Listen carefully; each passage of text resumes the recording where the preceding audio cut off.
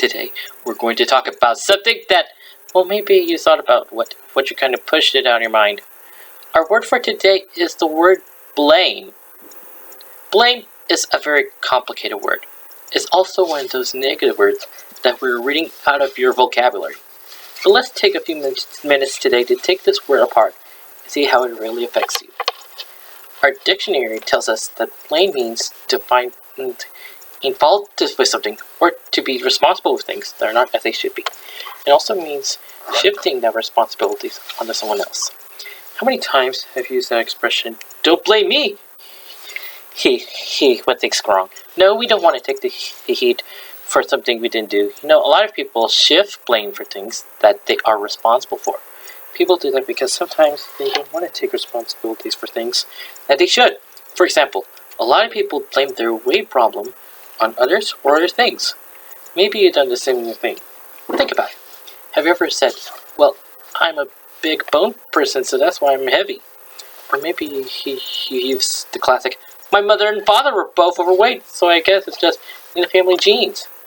Believe it or not, these are all excuses. And there are always of shifting the blame from ourselves for our weight problem to someone or something else.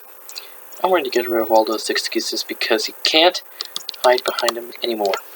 Now, I want you to do this. I want you to be honest with yourself. I want you to get out your Project Me passport and read number 4. Let's read together.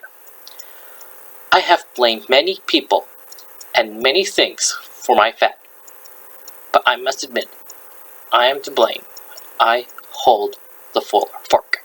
You can try to blame everybody and everything else for being overweight. You can try to shift the blame all day long, but when it really gets down, it really is your fault. Once you can admit to yourself that you have a weight problem, and only you are responsible for it, then you'll free yourself from all those excuses that have held you back for so long.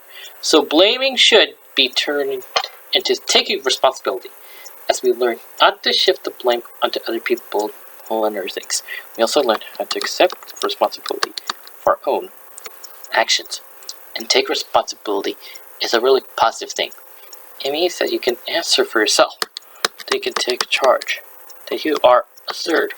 Think about where we'll be if nobody wanted to take charge, or what they were doing. What if Columbus said, I think I'll stay home today? What if Custer didn't take his last nap? What if Moses didn't decide to take the promised land? Well, it's too far to walk.